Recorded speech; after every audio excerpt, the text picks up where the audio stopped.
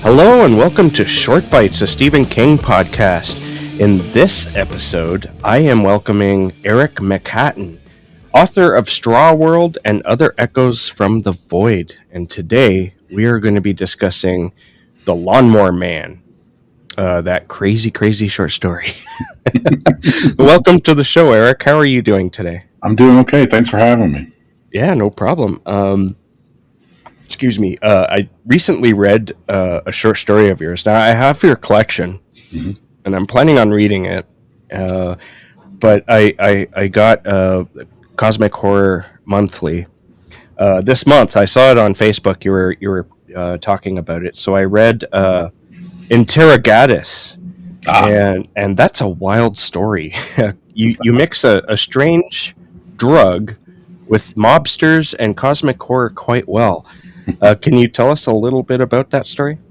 Well, when you in the collection, there's a story. The first story I ever sold features a character called Jonah Wexley Abbott. I envision him kind of like the Indiana Jones for the Cthulhu mythos. Mm-hmm. And he's a professor of occult studies at Miskatonic University. And the story in the collection is his last case. So I start at the end, and then the idea is that I would write stories that like chronicle his entire career and jump back and forth. So this is a previous like adventure of his where he and a ne'er-do-well associate are interrogating somebody about selling a a poisonous cosmic horror-esque drug. Yeah. I always thought that would be interesting to do, like an interrogation scene and have them be like, because, I came up with like a drug that killed people that was related to the Cthulhu mythos, and that was the only idea I had, and then I just kind of evolved from there. It was absolutely awesome. I really enjoyed the style of it too. The language is really tight. Did that take you time to? To be honest, that was one of the easier stories that I wrote because it's mostly just dialogue. Just it's a lot of it's expository because it's people explaining what happened or whatever. And I always like that kind of like hard-boiled noir type of language. And the idea that this guy is kind of like a street level drug dealer who's trying to explain himself and trying to slip out of the situation and stuff. I for some reason that one just kind of flew out of me. It wasn't that difficult for me. Do you have that happen often where a story just suddenly it's there and you're like, oh my God? Occasionally. I usually have a little more of a difficult time writing because I'm such a perfectionist. When I write, a lot of the times what I end up with after a first draft is really more like a second draft because I go over the stuff that I wrote this the day before. I'll go over that before I start again the next day. Oh yeah. But sometimes it just comes out. In fact, I just wrote Carson Winter, who I'm not sure if you're acquainted with. He challenged me to do 7 stories in 7 days. So we did that at the end of October. And I wrote another Jonah Wexley Abbott little short, like 1,700 word story. And I banged that out like quick, like it just came out, Nice. So maybe it's just a character. So you did a challenge of 7 stories in 7 days. Mm-hmm. That had to have been tough. Or did you have like a limits or minimum word counts? No, what he said was that if you want to do any length, if you want to do a drabble, which is 100 words exactly, if you want to do flash fiction, longer stuff, just whatever you do, as long as you do one story, it doesn't have to be perfect. Just you got it out in a day. And now Carson writes way faster than me, so he was pumping out 2,700 word stories in a single day. It was possible for me. I think the longest I was able to do was I did that. One I just mentioned, it was like 1,700 words in a day, and that's a lot for me. Usually I get about 600 to 800 words out in a writing session. That's typically what I get out. I have had days where I've gotten like 2,000 words. I don't know. It's just one of those things where the story is just flowing right through you, and they just. That's very rare though. That never happens. No. If I sit down twice in a day, I might be able to do 1,600 on the top end. But. If you can force it, right. You've published a few times with Cosmic Horror Monthly. What is it about your writing that fits so well with them? I just think it's me and Charles, the editor there. He's the owner. The editor now is Jolie Tumajan. But Charles and I guess my work just clicks for him. Like he's not. It's not that he's never rejected me. He has, but it seems like if I send him something, most of the time he's just like, "Yep, absolutely." And so I keep sending. I keep over and over again sending stories to him that I might have sent somewhere else. But I'm like, I think Charles might like this, so I'll send it to him first, or I'll save a story for him just in case, and then submit it when the time comes. And I don't know. I guess he just likes my work, and I love the magazine. I've been promoting it as much as possible. Yeah, Because I really believe he has a really good eye. And then Jolie, she took over as editor, and she's amazing. She knows. I mean, she's a great writer, on top of being a really keen-eyed editor. So a lot of really quality stuff comes through Cosmic Horror Monthly. absolutely. I really enjoy that publication. There's another one that you appeared in. I don't know how many times, but at least once, I'm for sure, or I know for sure, and that was Vestarian. I was sad to see when John Padgett closed the doors for that, but I'm a huge John Padgett fan, so Yes. I have to ask, what was it like working with John? A breeze. He was super complimentary. John is a hero of mine. I love John's work. I love the work he does with Grim Scribe Press. As a person in general, he's a phenomenal person. Always open and kind, and he was really complimentary about the story that I published through them. I was bummed when they had to close down Vestarian, because I really love that magazine. And no, it was easy as pie. There was very little editing that they asked me to do for the story, and it was as painless as possible. Do you often get like requests to change things around in your stories? Not often. The only time I've ever been now twice I've had this happen. Only once did I have somebody say, "Hey, can you just take this completely out?" Like it was the ending line for one of my stories. The guy was like, "I think it works better if you take this last part out." It was like a little paragraph. Yeah. And then I took it out because I wasn't going to argue. It was early on in my career, and then when I put it in my collection, I just put it back in. Yeah. And then I sent a story to this publication. I'm not going to name names, but it was this publication was just starting out, and I sent this story to the guy, and it's a 1,000-word story, and I saved the draft that he sent back to me. I still have it. It's full of red. He basically rewrote the entire thing, cut half the word count, and what was left was mostly his words. Wow. And it was crazy. I'm like, why did you even buy it? Like, why would you or want to buy it? Because he was going to pay me 8 cents a word. I was like, I'll take it. Yeah. But I rejected it. I was like, absolutely not. I'm not going to let you rewrite my work and then present it as your own. Yeah. Or present my work with your words. Yeah, exactly. Right. Yeah. That's insane. Which the Lawnmower Man, the movie at least, that happened to Stephen King. Yeah, for sure. That movie is yeah. We'll get to that soon. Yeah. But I want to talk about your collection. Like I said, I actually have more than one copy because I have both a Kobo and a Kindle. Oh, wow. And I ended up buying it twice, and that was a Thank you. mistake. But you know what? I'm not gonna I'm going to keep both of them because I like reading from both e-readers for different reasons. So yeah. I might even get a physical copy because I really like your style. But I mentioned the name of it earlier, Straw World and Other Echoes from the Void, and it was released by Undertaker Books just earlier this year too.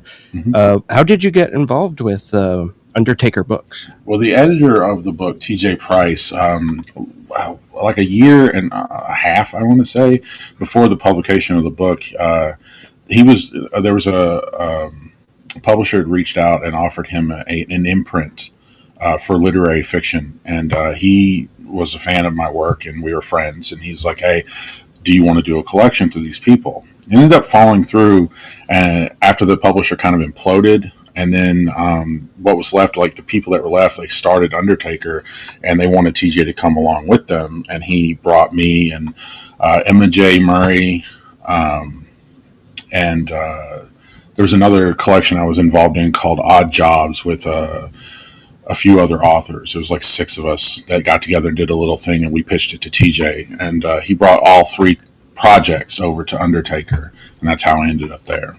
Nice. Now, you appear to be drawn to writing short stories. Mm-hmm. What is it about the form that attracts you?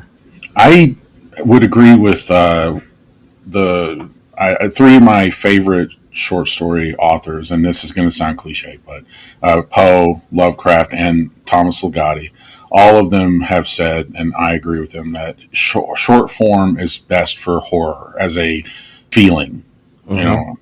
And longer horror works are more interesting, but I tend to see when I read a horror novel that it ends up being something almost like fantasy in a way. You might have moments in these novels that are creepy, but it's hard to maintain that tone throughout because you have to break it up with certain things because of the length of the piece, you know. And I think that short form horror is really what gets under people's skin, and you can really dig in and scare somebody or deliver a concept really easily that way. And Stephen King, I love talking about his work because he does consistently maintain writing short stories and submitting them and making short story collections throughout his career because he likes the medium so much. Yeah. And he was my first influence, really, or one of my first influences. So that's where I got it. I absolutely agree with you. I've been making this argument for years now on my YouTube channel, Jason's Weird Reads, and subsequently also on the Weird Reads podcast, that short form works best for horror. Like you said, it does work for longer pieces, but you have to be like Stephen King in order to make it work. Absolutely. All right, so we're going to move into the Stephen King grill. I still haven't got the sizzle sound yet. I need to get the sizzle sound. I need to find a sizzle sound. All right. So, what is your Stephen King origin story? It would probably start with Stephen King movies. I mean, I can't imagine that I read a Stephen King work before I saw one of his movies. I think Creepshow was probably the first one I saw as a kid, and still one of my favorite. I know it's, you know, I still love Creepshow. I think it's still my favorite anthology horror film ever made. And then as far as reading him goes, I had to be middle school. I think I picked up a copy of Skeleton Crew. And I just fell in love with his ability to take things that just anything and make it scary. His imagination, and that's what I love about his work. And when you read several short stories in a row with different stories and different approaches, and I just that had to be. I think Skeleton Crew was the first book, and Creepshow was the first movie. Nice. I love Creepshow. That was one of my first Stephen King movies too. Just those short story or shorter pieces. Like, this seems to be a theme here. Yeah. I do have a question here that everyone's always answered one way and nobody's answered the other. I think you might be different though. So it's a would you rather. Would you rather read only King novels or his shorter works for the rest of your life? The shorter works, absolutely. There we go. And I love his. I love his novels. There's so many of his novels that I enjoy. But I love short stories. I really love a lot of Stephen King's short stories, and I couldn't give them up. I don't think there's one of his novels that would make me give it up. Yeah, that was my answer, because one reason is because there's so many more of them. But he also tends to get to the point a lot faster.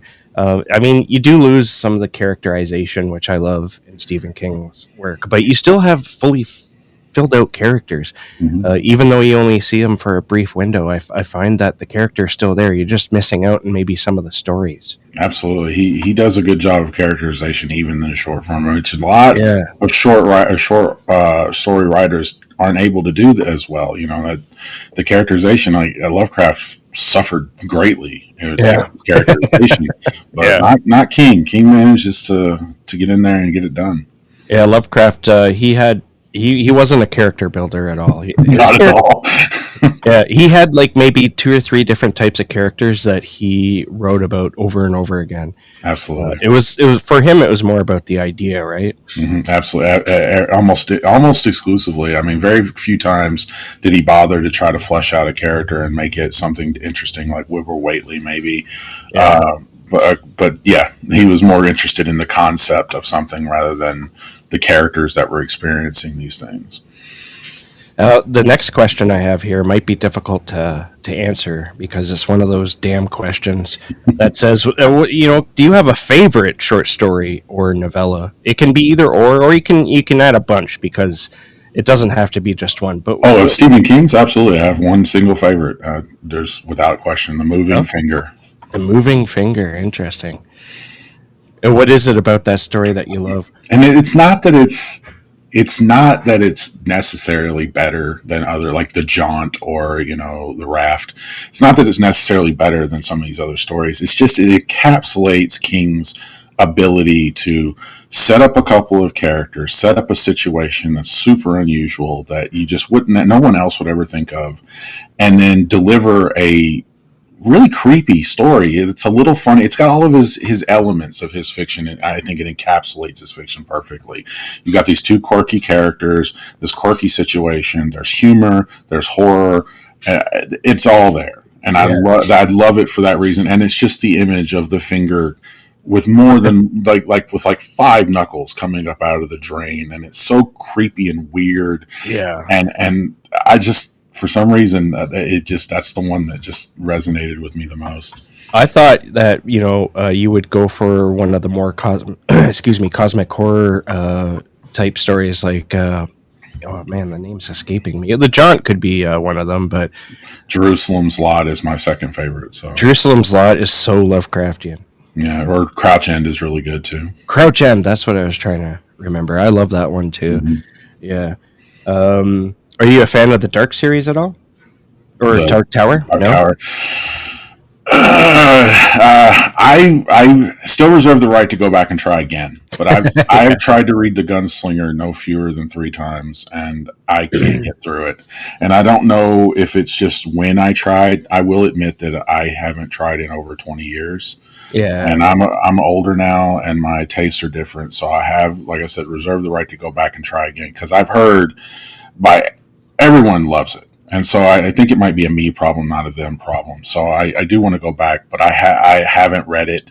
I've heard about it. I know certain plot points and things that happen, unfortunately, have been spoiled for me. But yeah, for the most part, for some reason, I just couldn't get into The Gunslinger when I was a younger man. The Gunslinger is the hardest book to get into in the whole thing. I'm sure you've heard this, but it's more like a prologue to the whole series. But after The Gunslinger, it gets really weird really quick. And it's kind of a crazy ride. Like you don't need to read it to be a Stephen King fan, obviously, but if you do read it, you might find something of interest in there, I think. Well, there are a lot of gaps also because oddly enough, I quit reading for quite some time. I was really badly depressed for a period of my 20s, and I stopped reading altogether. And the last Stephen King I'd read before last year, last novel I'd read was Dreamcatcher.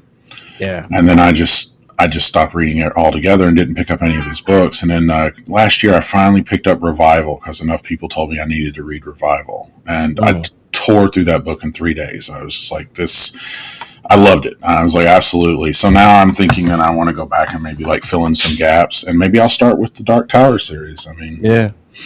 What'd you think of Revival's ending there? Loved it. That's crazy. I understand the criticism that some people have of the ending. I get it. I understand how the disconnect could be there for them, and I get that, but at the same time, it didn't matter to me because it's not really about the aesthetics of the ending. It's about the message. Yeah. And for someone who gets criticized a lot about his endings, it was almost like he had a point to prove. He's like, oh, really? Well, let me give you one that you won't forget. And while I don't think the whole appeal of the book is the ending, I wouldn't say that, because I really feel like it's a well-told story. I was engaged the entire time. I just wanted to know what was going to happen next. Yeah. I feel like, the ending, it was him making some kind of statement. The funny thing about that book is everyone only talks about the ending. And that's how I ended up reading it, because I was like, okay, this has a crazy dark ending. I want to check it out. And I was surprised to get like a contemporary story that's like 90% of the book. And I was like, when's the creepy stuff, the really nasty stuff kick in? But what you get instead is like almost like a piece of literary fiction that is quite well told throughout until you get to that darkness at the end. Absolutely. He kind of held back a lot on, and not to say that some of his tropes aren't there, but I mean, they are absolutely. But I mean, he wrote a story about human beings and grief and loss and life and a life lived. Like he follows a character from, early childhood on into middle age throughout the whole book. And I thought that I'm with you. People talk about the ending a lot and how bleak it is, and it certainly is. But they don't talk about how well crafted the story is and the point of what he was trying to make overall to get to that ending. Because it doesn't work. The ending absolutely doesn't work unless you have the book that preceded it. And I loved it. It went into my top 5 after I read it. For sure. What would you say is your favorite like Stephen King novel? Dead Zone. Nice. I like that answer. It's kind of relevant to today's world. Tell me about it. Yeah, I love the Dead Zone. I'm not really sure what it was about that book, because I went through a phase of Stephen King in my teens and early 20s where I read a ton of his work. Yeah. And for some reason, that's the one I kept going back to. I don't know if it's the way it's written or if the John Smith character is somebody that I just really am intrigued by. But I love the Dead Zone. Love that book. Yeah, I love it too. I read it, I would say, over 20 years ago now. But I still remember, especially that dog scene. You know what I'm talking about. Mm-hmm. Yeah, that is like tattooed onto my brain, and it lives there rent free. And every time people say that Stephen King is like cruel to animals in in his work, that's the first thing that comes to my mind is that scene. Yeah. Do you have before we get into Lawnmower Man, I have one more question. Do you have a favorite Stephen King period? And now I've labeled these periods differently. So we've got the 70s and throughout the 80s, which is the vicious horror period. Mm-hmm. The 90s strange era where he was getting sober and his fiction was still good, but it got kind of weird. Mm-hmm. The aughts, which was his accident recovery era, or the last 15 years or so? I think I probably by default have to go the 80s, the 70s and into the 80s, simply because most of my favorite stuff from him comes from that period. My favorite short story collection of his is, I believe, the early 90s, Nightmares and Dreamscapes. I think it was 91. Nice. That's my favorite too, honestly. But I'd say as far as novels go, the 80s, just because he was very, very I think almost every book, if somebody say name the greatest Stephen King novels, they're all going to come from that period. Yeah. They're going to say The Shining or Christine or Carrie, or It. So they're all going to come from that period, or The Stand. So I think that's probably when his work was probably the best. I do like how experimental he got in the 90s. In fact, one of my top 5 favorite novels of his is, weirdly enough, The Regulators, and that comes from like the late 90s. So I did like how strange he was willing to go with some of the stuff, because The Regulators is a weird book. Yeah. And even the experiment that he did with that and Desperation, right? Desperation is a weird book too. It's really strange as well. So there are elements of, I'd have to say 70s and 80s if I had to pick. Yeah. To be honest, I'm undecided. I should probably go with the 80s myself, because that's where a lot of my favorite stuff is. But I love every period for different reasons. And that's one reason why I asked the question. I heard somebody else, I can't remember who, on another podcast say that they only liked Stephen King stuff after the 2000s or the aughts, and I'm like, really? Wow, that's interesting. Wow. Yeah, that's a weird thing to say, but all right. Hey, yeah. It happens. Mm-hmm. All right, so we've made it to the Lawnmower Man. Note to the listener, we will spoil The Lawnmower Man, but the story is very short. If I remember correctly, it's only like 15 pages. So it's easy to read. I suggest that you read it first and then come back at this point and start listening then. But you're free to spoil it if you don't care. Publication history. It was first published in Cavalier magazine, the May of 1975 issue. It was later collected in Night Shift, Stephen King's first short story collection. Interesting fact, the 1992 film, The Lawnmower Man, though marketed as being based on Stephen King's short story, it bears almost no resemblance. King successfully sued the movie makers just to have his name removed from it. So the synopsis here, this is of course for the short story.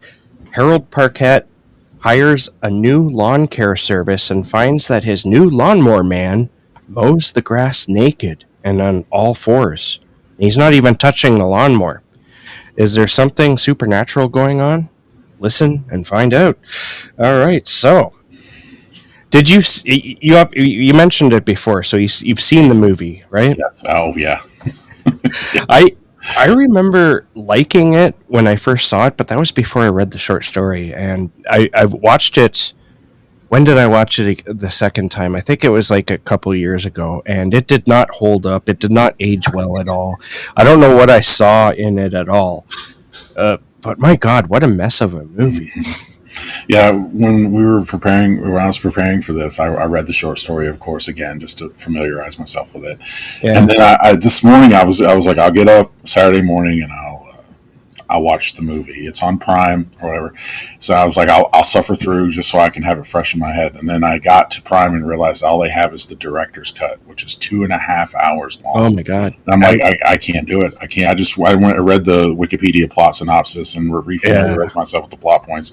I'm like, I can't do it. So instead I watched one of the Dollar Baby films that was made in 1987. Somebody adapted The Lawnmower Man. And it's on YouTube. So I watched that instead. It's quite faithful. Is it? That's interesting. I should look that up. I didn't know there was a Dollar Baby based on that.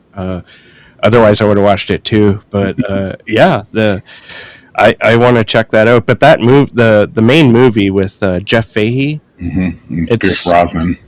Yeah, it even has like virtual reality in it, right? Yeah, he because the Jeff Fahey character is mentally handicapped, and Pierce Brosnan's character is doing like this almost like a Flowers for Algernon experiment, like intelligence, and he's working on chimpanzees, and then one of the chimpanzees gets violent and goes crazy, and he changed the formula, and he wants to move on to human trials, so he chooses like this lawn care person that Jeff Fahey plays, and wants to use him as an experiment, and he gives him the drug, and then his intelligence gets so great and it kind of affects his personality, and then at one point he decides he's going to upload himself into the internet and then take over the world. And it gets really bizarre by the end of the movie, and it's just so I can understand why King sued to have his name taken off of it. Yeah, he's like, what is this piece of shit, right? No, it has nothing, because they that has nothing to do to develop his story, and then they couldn't figure out how to turn it into a movie, which I understand. And then they're like, well, we have this other thing that we've been developing. We'll just slap the name on it and call it a day. And he's like, I don't want people thinking that I wrote this. You're not going to put my name on your work, so take it off. Yeah. But you mentioned Flowers for Algernon, and I think maybe it feels like it's more of an adaptation of that, where it just kind of goes off the rails, right? Mm-hmm. Yeah. I don't know why they just didn't keep that. That made more sense. I don't know. So do you remember your first impressions of the short story itself? Yeah, I do, actually, weirdly enough, because I had seen the movie, and I'm like, I have got to read the short story, and I was shocked when I read the short story, because not only is it relative for him, it's a relatively short story. It's very, very to the point. Yeah. And I think, like you said, 15 pages or less, depending on the book that you're reading it in. And I liked it. I liked how odd it was, and I liked the tone that he set with it, but it has no relation to the movie whatsoever, except for one scene. Yeah. And I enjoyed the short story far more than the movie simply because of how strange it is and how funny and unsettling it can be at the same time. Absolutely, it's a bit of an absurdist piece, Mm. which Stephen King did when he was younger a lot more than he does these days. Absurdist. There are some more absurdist stories I found in Night Shift, and stories like Quitters Inc., The Mm. Ledge, The Mangler to a certain degree, and especially The Lawnmower Man. What do you think of this absurdist angle? I liked it. I revisiting it this week. I'd forgotten the pan angle, honestly, because it'd been a while since I'd read the short story. Yeah, But I love the idea that he just, because it's so odd. Like he creates, like we're talking about characterization earlier, yeah, and between the main character who's hiring someone to come and mow his grass, and the way he characterizes him as kind of like this shiftless layabout type character, and yeah, then the guy that shows up has this really odd way of speaking and behaving, and this incongruous thing between the way he looks, the way he talks, and I just I love how strange the story is, and that's one of the things about King that I love the most is how he can set a tone and a mood, and he yeah. can completely put you off, where off your on your heels, like wow, it's not at all what I would have expected coming into this, and so his absurdist tendencies are some of my favorite things that he does. Yeah, no, I think we should mention exactly how he cuts the grass because he takes off all his clothes, and the lawnmower's somehow being it's moving on its own in front of this lawnmower man, and he's crawling around naked and he's eating all the grass and everything that comes out of it because it runs over a mole at one point, and he sweeps over to get the remains of the mole, and he sucks it all up into his mouth. It's the oddest thing. Yes, extremely odd, and how you would even come up with that? It must have he must have had an image and then wrote a story to justify it because that's what it feels like. Yeah, I think Stephen King suffers from intrusive thoughts because I get a lot of intrusive thoughts, and it's usually really random, weird things like this. And if I wrote them down, I could write some absurdist stories too. I think. Do you understand Oh, intrusive thoughts at all? oh yeah, yeah. Oh, I have a few. Yeah, So, I mean um, they can get quite awful too, but mhm. sometimes usually they're just like run of the mill stupid stuff like that. But Pan is mentioned, and this is an interesting angle. Uh, he's mentioned as the god behind the Pastoral Greenery Outdoor Service Company. Now, Pan is an old Greek god for anyone who doesn't know, and Pan has a strong association with nature. Do you think there's a significance there, or is it simply a convenient tool for King to use Pan? It seemed almost like a joke, like Yeah, that he was using it as a joke.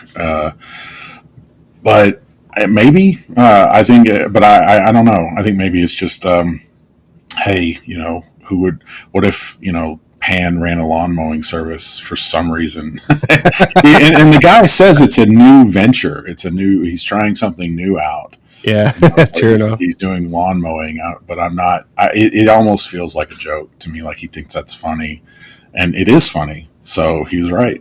Yeah. Now, I would like to know, Eric, what would you do if you hired a lawnmower man and you found them doing this? Would you do what Harold does? Would you like phone the cops and everything, or would you just let it be? I think I have to say I would let it. I would let it go. He's cutting the grass, so. I think I would probably just let him do his job and not call him back. Because by all accounts, at the end of the story, the cops are like, the lawn looks great. So they're doing a good job, and he's Yeah, getting rid of the clippings. yeah, And he's, apparently it was a reasonable price. And to be honest, I mean, as long as it didn't seem like it was, harmful or anything, I'd still be complimentary and call the guy and pay him and let him do my grass. you know that. It wouldn't have bothered me as much as it bothered the character of the Yeah, story. it would have maybe made me question certain things in life. But I think I honestly I would even if he did a great job, I'd still call it, and he was cheap enough, I'd call him back. Who cares? In Like this economy, for sure, yeah. he's not hurting anyone. Like he was really nice, Yeah. until he called the cops, and then it got violent. But until that point, the guy was gregarious. Yeah. Okay, so we come up to the ending where Harold tries to phone the police and he ends up being sacrificed by the Lawnmower Man. What did you think of that? Well, we kind of covered a bit of it. Both you and I, we wouldn't have called the cops. But do you think? I think this goes into the character of Harold. He seems to have control over everything. Right. And he can't accept that this is happening because it's not proper, it's not right, it's too strange. It makes him feel a little too.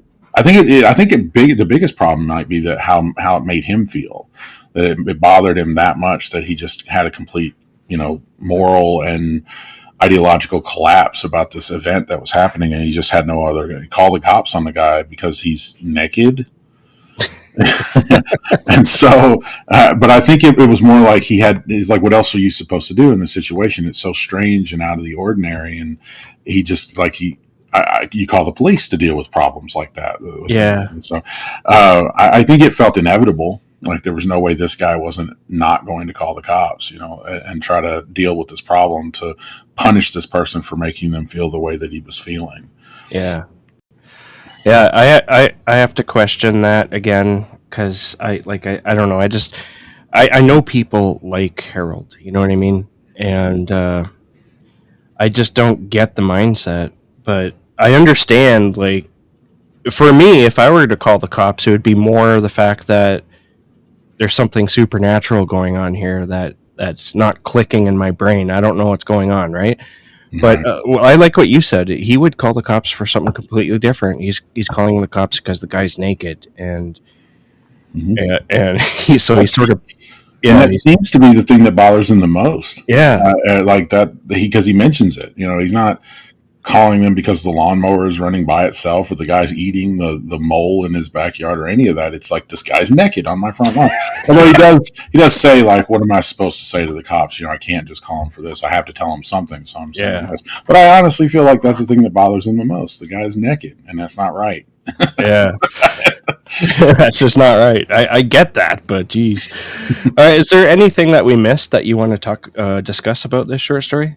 No, I think it's super easy to discuss because it's not long. Yeah, it's not very long. Not a whole lot happens in it. It's pretty basic, and I think it's an interesting, funny little story, and I'm glad I got to revisit it because even the little Dollar Baby film, which is it's 1987 student film, and you're going to get the quality you get, but I still thought it was fun. And it captured the essence of the story rather well. It's a nice little diversion of a story that has a lot more packed in than you might think.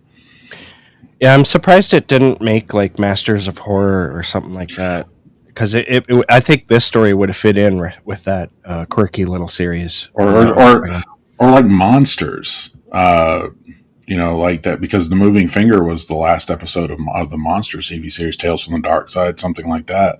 Yeah. It seems like it would be perfect for one of those like 30-minute short horror stories from the 80s and the 90s or shows. Absolutely. I had a similar reaction to you when I read it because I saw the movie first, as you did, and then I read the short story like a year or two later, and I remember thinking, that what the hell was that? That wasn't the movie, right? But I forgot what happened in that story over the years. This is like going back to the 90s, right? So it was a joy I've read it 2 or 3 times now in the past couple of months in preparation for this episode. I'm glad I reread it. It's fun. It's definitely wonky, and that's the reason why I think I like it the most, is because it's so bizarre. It kind of mirrors my my weird thought process sometimes when when the intrusive thoughts are coming in and they're at least being entertaining. Right, absolutely. Yeah. All right, so I want to thank you, Erik. I had a great time talking to you, and we've got ourselves scheduled for future episodes. I've remembered, and so I think you're down for you're down for one of the novellas. Yeah, it's Shawshank, Yeah. and then I think The Moving Finger and Uncle Otto's Truck. Yeah. So there's a good three stories. And I want to invite you also to Weird. I want to read your collection, but it's going to take me a bit of time because I have to read a lot for the Weird Reads podcast. But Right. I want to invite you on and talk about that collection maybe in 2026. Are you up for that? Absolutely. Just let me know. All right. That'd So be great. thanks for coming on and talking Stephen King with me. But before we go, do you have any short stories or other collections coming out soon that people can look forward to? This month in CHM, in the November issue, I have a story called In Too Deep. So that's, and then no, that's about it. That I don't have anything. Yeah, I don't have anything on the horizon. So that's about it for as far as new material is concerned. But the Awesome. collection. I think I'm going to become a fan of your work. It's just that sort of. I can't call you a fan yet because I've only read one of your short stories, but I really enjoyed it. It was really good. It was the one I mentioned earlier. But I'm looking forward to tackling your more story. You know what? I've read quite a few issues of uh, uh, what's it called? My brain is going blank Cosmic on me. Horror. Or Cosmic Horror Monthly, Yeah. and so it's possible I've read some of yours before. I'll have to go back to the old issues that I've read and see. But yeah, I really enjoyed what I've read of yours, and I'm looking forward to read more of yours.